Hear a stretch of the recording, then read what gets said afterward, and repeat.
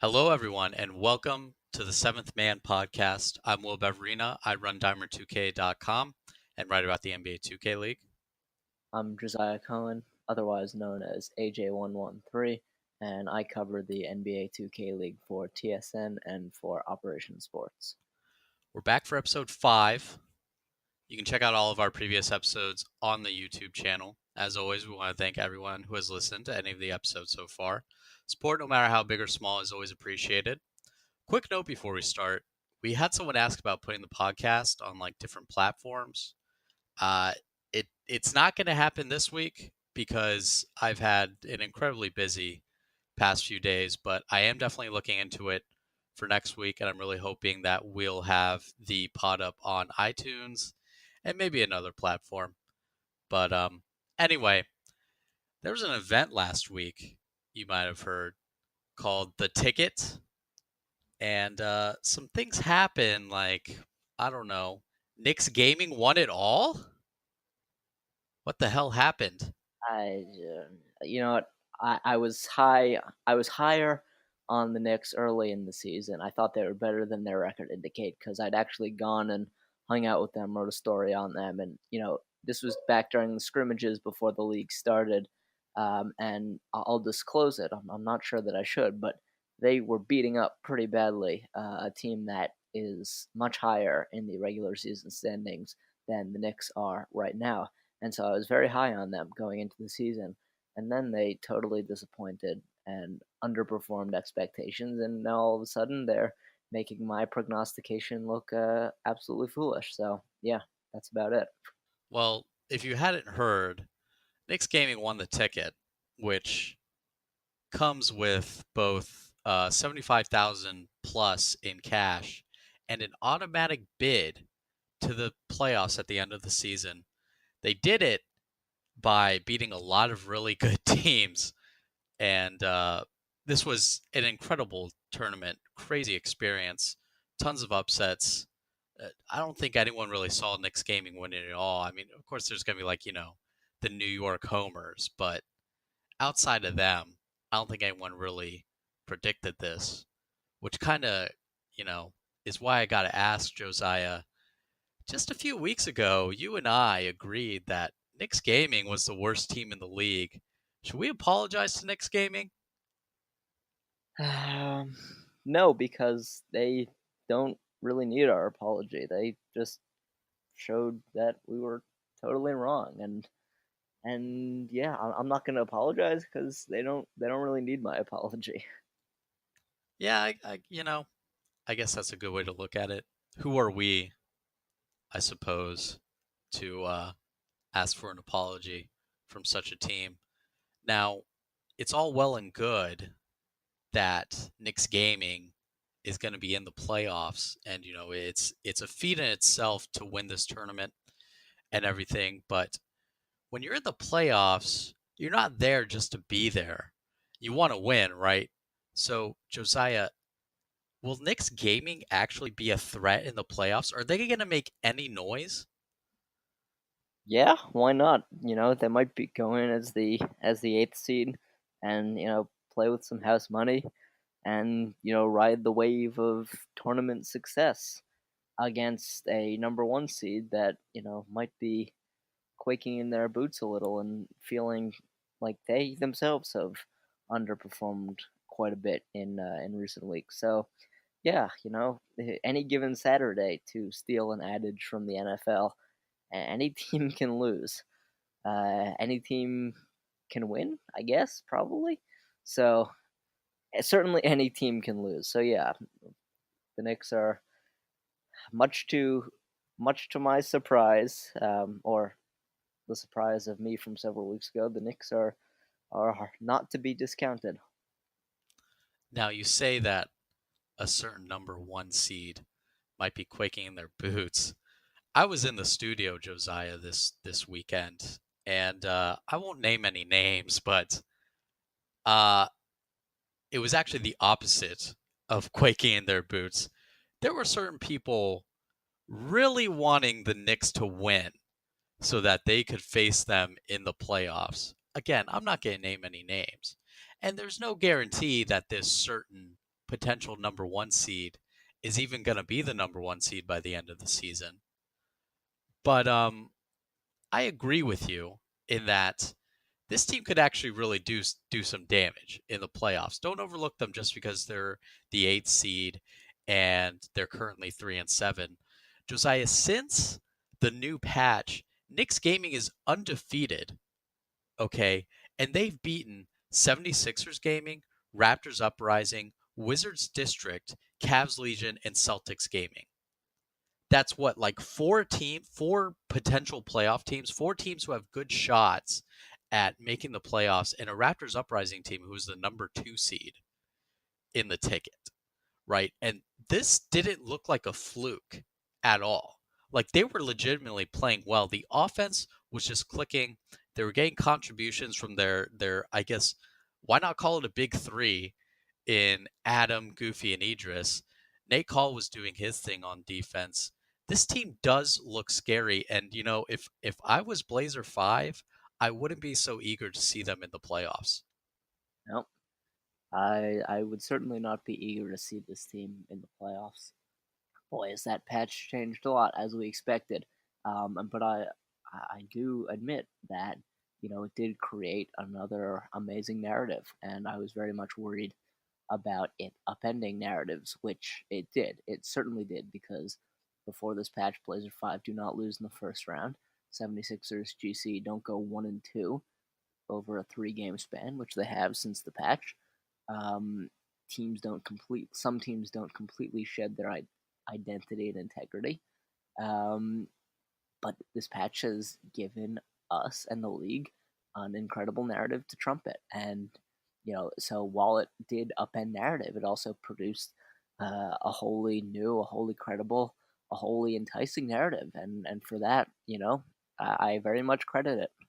You talked about 76ers Gaming being 1-2 and Blazer 5 losing in the first round. I mean, should they be worried? Like 76ers Gaming, they lost to the Knicks in week 8, and then they lost to Bucks Gaming in the first round of this tournament. Blazer 5 Gaming lost to Kingsguard in the first round. Should they be worried now with this new patch that maybe they're not as dominant as they both were before the patch? I think Blazer 5 has less reason to be worried. I think it's embarrassing to lose to the number 17 seed, whom you've just been absolutely destroying in scrimmages the week before. I think that's embarrassing. I think they're good enough to rebound, and that they have enough of an identity to really restabilize and really ensure that they're the number 1 seed. But I might be a little more worried if I were the 76ers, because they did win one game on the new patch, but they won it with Radiant at small forward, which was very disturbing to watch. And they really just eked out a win. And you know, 9 out of 10 times the Pacers or whichever team is ahead in that scenario, they win that game. So I think the 76ers, and this is not to take away from what the Bucks did. I was taken aback with great delight by what the Bucks did. I think they played one of the best defensive games of the entire season in their upset of the 76ers. So I would be a little more worried if I were the 76ers, but I would still try and maintain the identity of being a great transition team, great 3-point shooting team.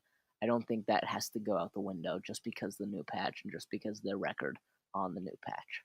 I agree with you mostly, but I am a little bit higher on 76ers Gaming than you seem to be.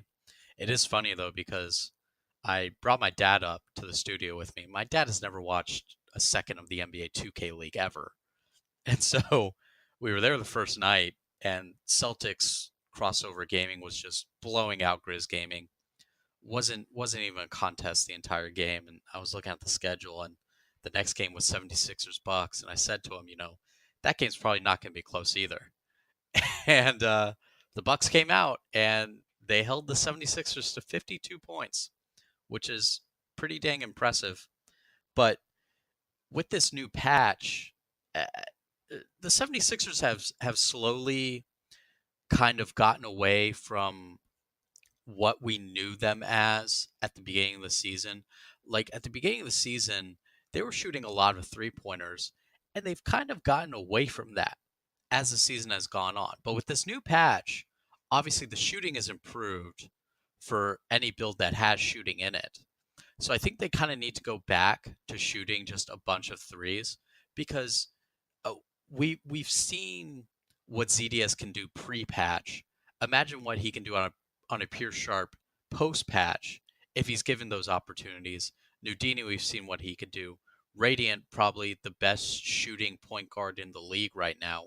Maybe, I don't know. Since the patch, there have been some other really good ones, but if they can figure it back out, and they don't really need to change anything, I don't think, because this could be an indicator that something's wrong with the team. It could just be a fluke where they're just having a bad stretch. Blazer 5, again, I agree with you that they probably don't have to be worried about anything. These are two teams that are still probably going to be in the top 4 by the end of the season, right? Yeah, and you know what? Maybe this is how the 76ers respond to adversity because we've never really seen them challenged in such a way beforehand. They won the very first tournament of the season, and they've been a great team since. They've only lost a couple of games. They lost in late in the second tournament of the season, and now all of a sudden they're stumbling. So they have to find a way to bounce back. And speaking of teams losing their identity and their integrity, name me a player in your mind who has suffered more as a result of the patch than Ball Like Seam of Mavs Gaming, because the Mavs have totally shifted their team from the pre-patch season. Now they've got Dimes at the shot creating slasher. They've got Dayfry on a shooting build at point guard, and Ball Like Seam is lost in the shuffle. And this was a guy who was one of the best shooting guards in the league before the patch. He performed so well in limited usage, but he made so much out of his touches. And now it just seems to me that he's been completely lost in the shuffle. His efficiency has been negligible. He's not getting any touches. He's just on the side. He's just there as a decoy, and on a pure sharp, he's not going to offer you so much on defense. So I really think that that's an important part of their team that has been lost in trying to adapt to this patch. Yeah, I actually was thinking about that over the weekend. How you know, DeVillain and JLB and Ball Like Seam used to be such this deadly trio from beyond the arc, and there's just none of that anymore. And it really is a shame because Ball Like Seam, he wasn't a one trick pony. He was getting those No, transition he's points. phenomenal. He He was was absolutely phenomenal. Yeah, he was attacking the rim. He was doing a lot of different things for that team, and now with this patch and the shot creating slasher, obviously it's got to be 5 out ISO and all that, which it kind of sucks to see that. As far as another player who's suffered from this patch, I mean, I'd have to go back and look, but Jay Smoove on the Jazz used to be like the most efficient scorer in the league. It feels like we haven't heard from him in a while. I don't know if he was, on the bench before the patch or after it, but uh, kind of faded away, I guess. Yeah, that's a good one. I think Seam had more impact beforehand, but you're absolutely right. Chase Move was an absolute knockdown shooter beforehand, and we haven't seen very much of him. Speaking personally, it sucks to see teams completely forego their identity because Dimes cannot make a case that he is the best shot creating slasher. He could have made a case for himself as the best point guard. He was an excellent facilitator. He was drafted as a point guard, and I understand this theory that you have to put your best player on the best build. But you know what?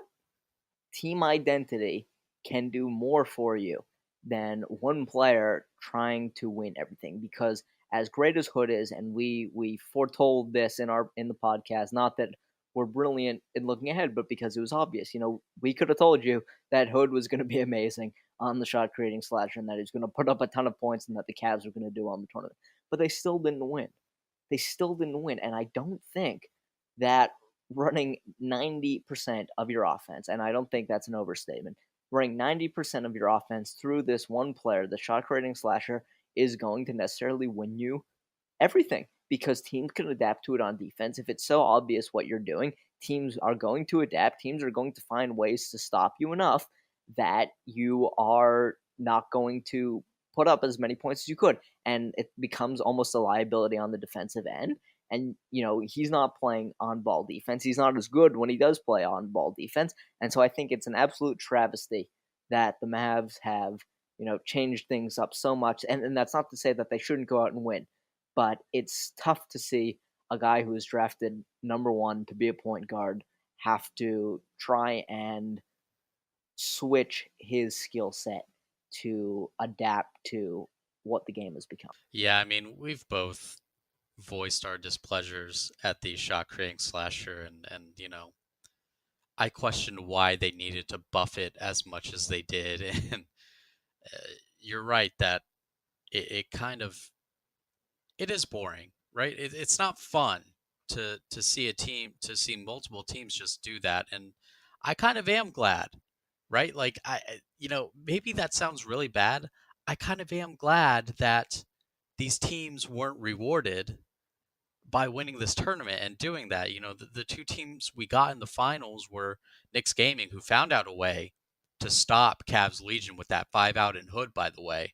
And we got Celtics Gaming, who were just playing a great team game all tournament. So Yep, I agree. I agree with you. yeah, I mean, maybe we'll see how it goes moving forward.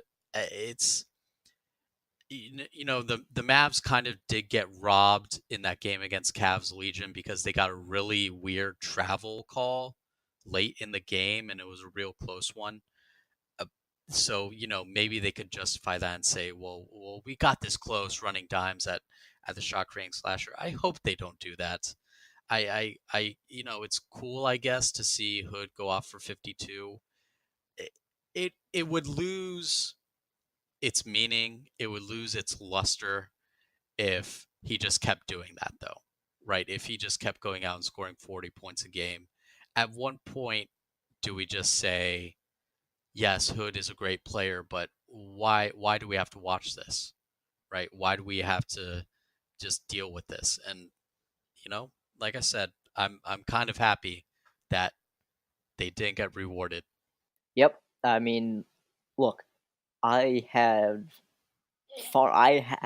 far much more fun watching the Pacers play the Bucks, two teams that run actual plays and put thought into their offense, than watching, a great player in Hoods score 52 points going up against another great player in Dimes who scores 43 points.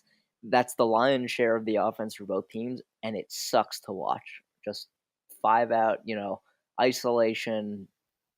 Not, I understand trying to win. I also understand trying to put out a product that's good for the fans, that's not bland and not, totally overlapping. Yeah, well, speaking of switching identities, Kingsguard Gaming, Josiah, switched everything up this week. They scrimmed Blazer 5 Gaming the entire week leading up to the ticket. They go in, they win their playing game against Warriors Gaming, and then they beat Blazer 5 in probably the biggest upset of the season. Uh, and when you consider that Kingsguard and Blazer 5, they scrimmed all week. Kingsguard did not win a single game in those scrimmages. I was told, however, that lineup they ran at the ticket, they came the closest to beating Blazer 5 during those scrims with that lineup. So that's why they trotted it out. But Kingsguard, man, I mean, they ran Moody at the, I believe, slashing rebounder or rebounding slasher at the 5, whatever that build is. Worthing Colt moving to point guard to run the offense. Timely Cook moving to shooting guard as pretty much their on-ball defender.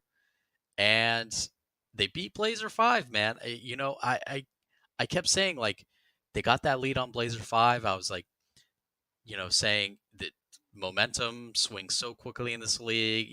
No lead is safe, but they just kept holding on to the lead, and then they won. My question is, Do you think the Kings look good enough to make a run at the playoffs now? They'd have to run the table, but they lost to Celtics gaming at the ticket, but they kind of got away from Moody, who was doing the most for them on offense in that third quarter. That's where things kind of went south for them against the Celtics. What do you think about them making a run for the rest of the regular season? I think maybe if they had more time and more games to play, they might do it. I don't think they're going to make the playoffs. I loved seeing what they did. Don't get me wrong. It was truly one of the most remarkable makeovers for a team that really needed a makeover. But they're 3-6 in the regular season with 5 games left. I'm not sure they're going to be able to do it. They could go 3-1 or 4-1. Um, but what they did is absolutely phenomenal, and it should be considered as more than a moral victory. And they got some money out of it, but they cleared up the paint for Moody by having Colt move to point guard.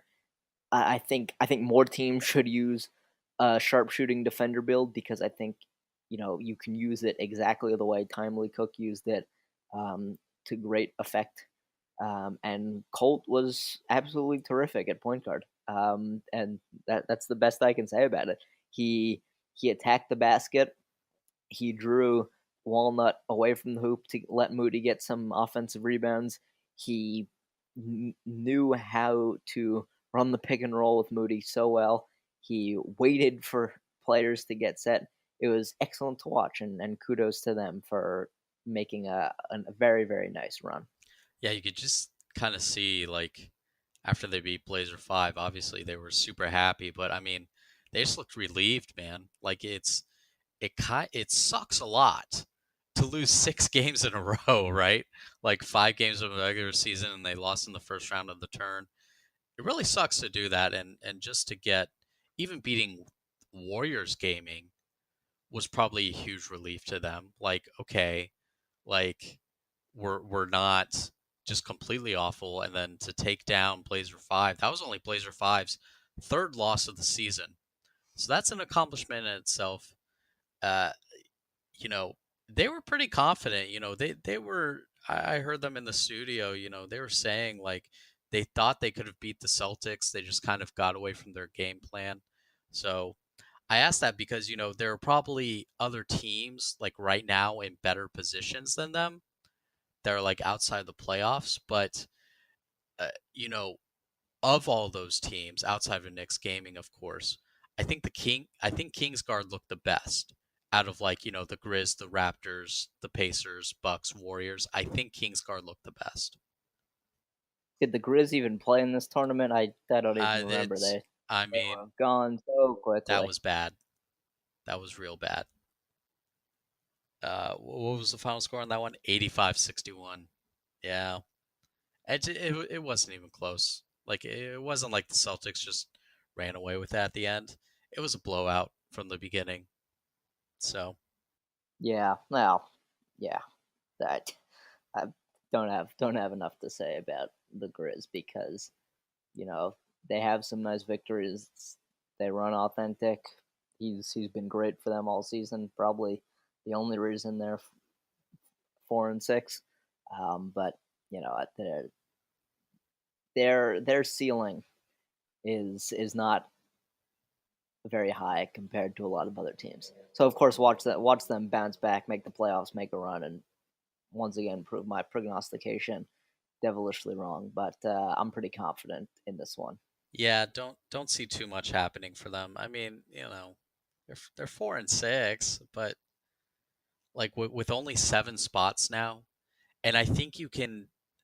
I don't know. To me, like I think Blazer 5, 76ers, Pistons, and Cavs. I think they have a pretty good shot at making it. And then you've got like 3 spots left, and you've got like 6 teams battling for those 3 spots that are just at 5 wins. Yeah, yeah. I think it's pretty much over for you if you don't have 5 wins in the season at this point. But Josiah, any other thoughts? There was a lot going on with this tournament, man. I mean, we could talk about a lot of different things. What are some other thoughts you had about the ticket? Man, the Celtics, it's tough. It's tough to see them lose two finals in a row. This one obviously closer than the last, but they're 5-5. They're not at all guaranteed a playoff spot. And so, while I think they can still do it, I think they're one of the most talented teams out there, and they can easily jump over some 5-4 teams. It's tough to see that slip away. But I want to hear more about your in studio experience because I haven't been back there in a while. And how'd you find it? Yeah, I mean, yeah, let's talk about the in-studio experience. You've been there before at the tip-off? Yep, Yeah. right at the beginning. So, first off, it's awesome. Eh, Everyone says like it's amazing and you got to be there and it's a different energy and it's completely as amazing as advertised. And I mean, especially at the ticket, which was, I don't know, maybe I'm biased because I was there, but that seemed to be the greatest week the league has seen so far. I don't know if you agree with me on that. Yeah, no, I'd buy that for Yeah, sure. and the studio was just buzzing, man, and it was cool because like all the players pretty much stuck around, so they were just hanging out in the studio and um, got to talk to some of them, got to talk to some other guys around the league. Brendan Donahue just came into the media room at one point and just like sat down and started talking to me. Really cool guy. He's just like asking me, what's up, and yeah, I mean the energy really was just the greatest thing, especially when you have so many great games like we had at the ticket, like that Kings Blazer 5 game. Obviously it was incredibly hyped during it, and then they won and there's a huge celebration. There was just this, everyone was buzzing after the win. Like I was just like going up to people like, "Oh my god, can you believe that they did that?" And like everyone was like giving me looks like, "Oh my god, I can't believe they did that." It's just, man, it's a really cool experience. If you can make it up, definitely go for it. Absolutely. Uh, yeah, I mean, I'm sure you can attest to everything I just said, though. Absolutely, it's we had some great games as well in the days of the tip off that I went to. Coincidentally, also involving the Kings, who have a flair for the dramatic. I think the when the Cavs basically hit an all but buzzer beater, three to win. Everyone's on their feet, everyone's loud, everyone's into it. It is a phenomenal experience, and as Will said, you should go if you can. You should absolutely go. Yeah, man, it's great, and you know, get just hang out and chill. Like everyone's just like walking about, like it's nothing. It's awesome. Definitely go. Uh, any other thoughts about the ticket, Josiah? Any other games that stood out to you? Teams you were impressed with, disappointed with? Lay it on me. I mean, good to see. I kind of hoped the Pacers would go further. I'm not at all recanting my not being sold on the Mavs. Not at all recanting Wow. that. Because integrity is important. Identity important. Um, yeah, no, I really would like to offer you a lot more, but I think we've covered it. I think the first game, the playing game, set the tone for the whole tournament. It was very amped. It was very hype, um, and it was great. And it set the tone, and it was terrific. Absolutely. Great tournament. We talked about it last week how like we had no idea what was going to happen, man. And we were both very excited for it and it lived up to all of that excitement, all of that hope that we would just see something happen. You and I, we obviously, we said Blazer 5 are the favorite. They go out in the first round. 76ers Gaming, number 2 in the league, they go out in the first round. We picked Pacers Gaming and Raptors Uprising as the two teams with 4 wins or less that we thought would, make some noise or potentially win it. They both go out in the first round. Knicks Gaming beats the Uprising, and wow, man, this patch for Knicks Gaming, I mean, Well, let's talk about this a little more because, like, all the problems I had with Nick's gaming, or like the problems I thought Nick's gaming had, were like, I didn't think Adam was playing well enough. I thought he was like, a average to below average point guard. He wasn't shooting well enough.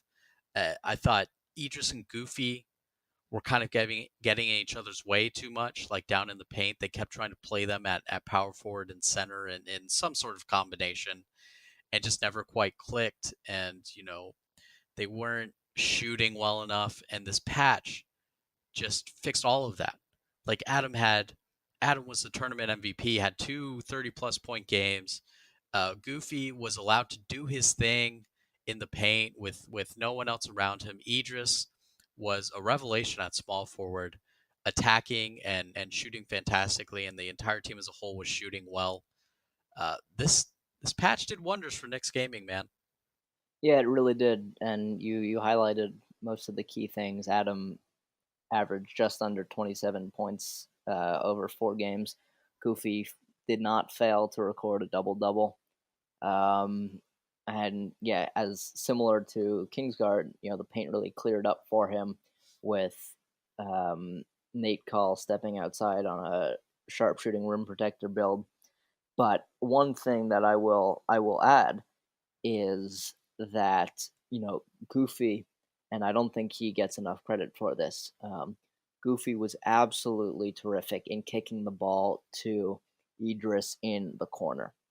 And I think that is one thing that does not get enough attention and will not get enough attention, but that made things so much better.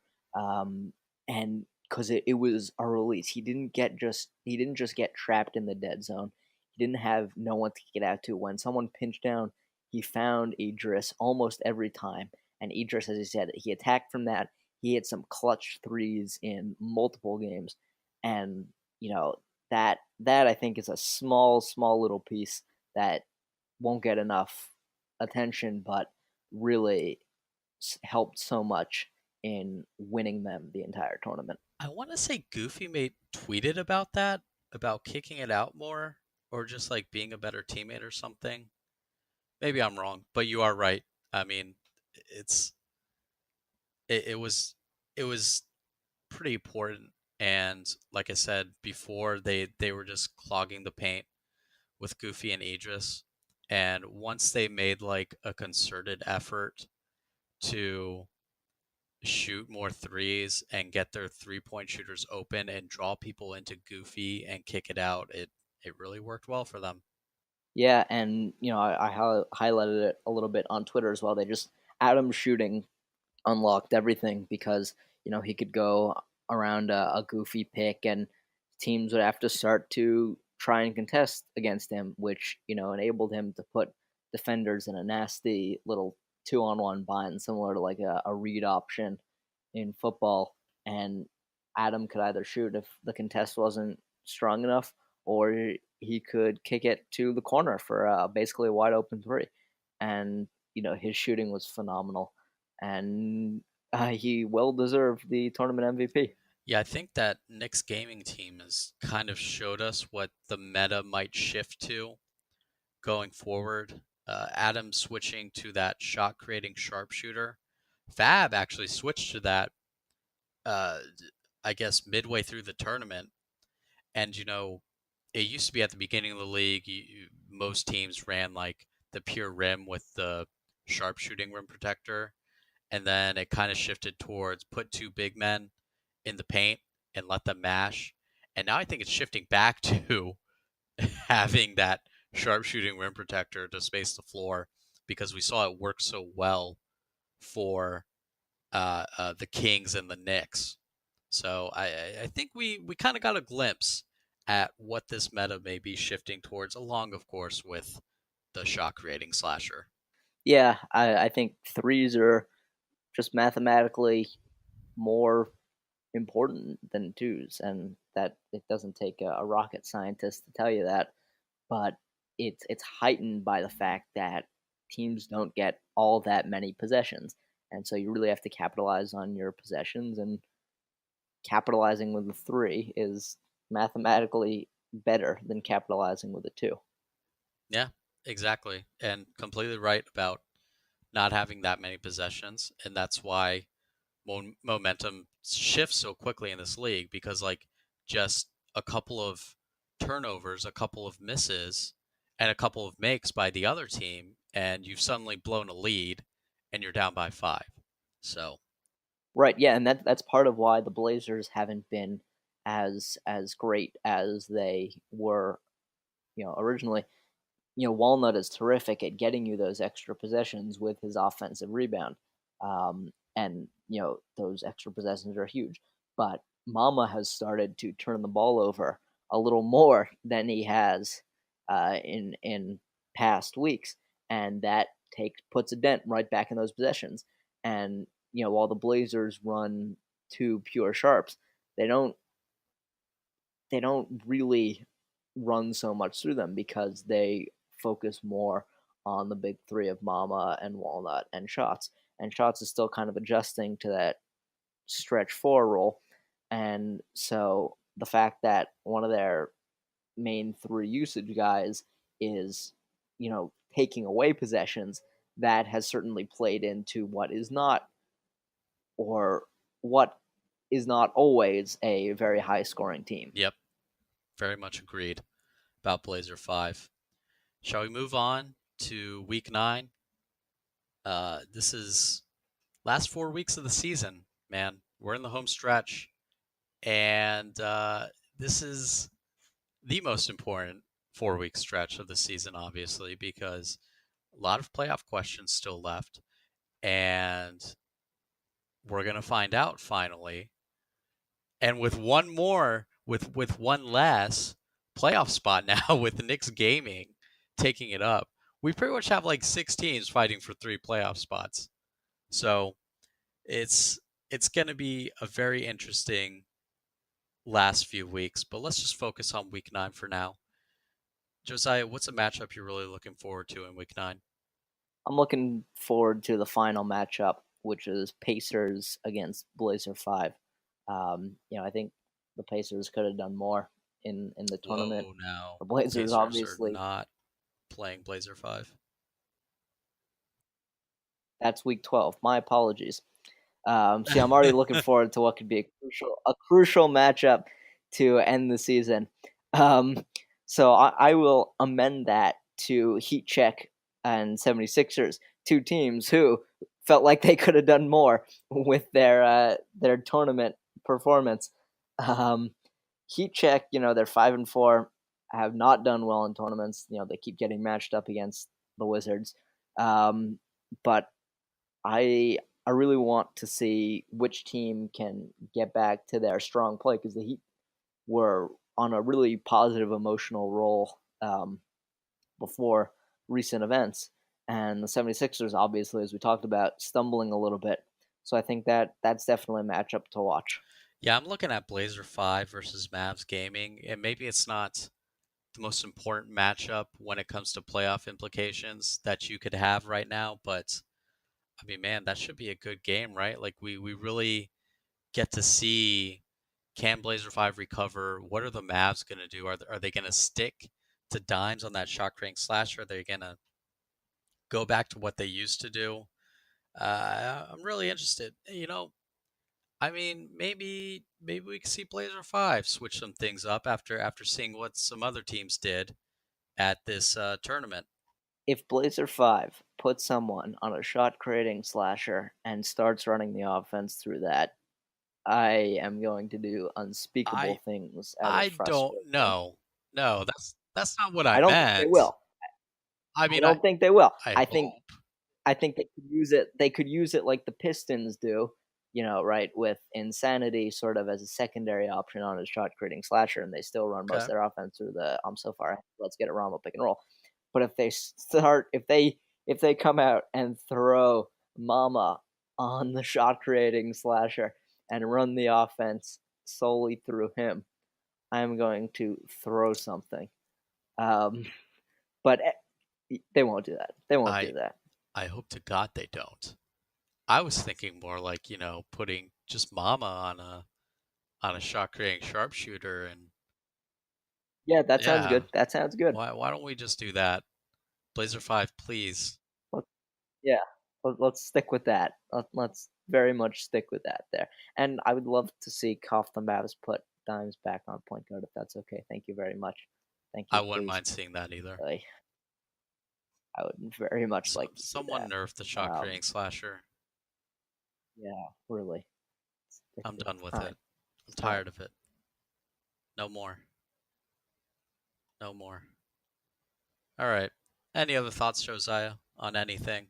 I think every matchup has serious playoff implications now. I don't think there's a single one looking ahead that doesn't have even some playoff implications. Um, it's gonna be great. It's gonna be awesome. Already wrote a little bit of a preview for it, but hopefully I'll do something more in depth on it. It's gonna be great. Especially if the Blazers don't make a radical change and teams get back to their strengths. Yeah, I mean, can't wait to see how everything unfolds. We're only a month away from the playoffs, man, which is crazy. Like, I don't know, like, we're midway through July. The heck happened? Just feels like, a couple I have weeks no ago the league idea. was starting. Time, yeah, 2K time has flown by. Absolutely. Well, Josiah, why don't you tell the people where can they find you and all of your content? They can find me on the Twitter at AJ113 underscore OS. I recently changed my handle, which was a big, Oh, big step. It is still very strange to see it. You can also find me writing for Operation Sports. That's operationsports.com or for tsn.ca in mostly the esports hub. Um, yeah. And you can find this podcast on YouTube at the Seventh Man yeah, Podcast. that's content. So yeah, throw that in there. Uh, you can find me on Twitter at Will Beverina, Beverina. I run Dimer2K.com. If you want to follow Dimer, at Dimer2K. Do some writing. I don't know how it's gonna go. I finally got a full time job, so Congrats, big congrats to that. thank you, thank you. So we'll see how the writing goes on there from here on out. I wanted to get a I guess ticket thing written up this week, but I don't think it's gonna happen. So this podcast will have to suffice. But anyway, hope you enjoyed the show. Again, feel free to leave some feedback for us. And if you made it all the way through this episode, your support is very much appreciated. Even if you just listened to the last 5 minutes of this podcast, your support is very much appreciated. Anyway, thanks for listening, everybody. Bye.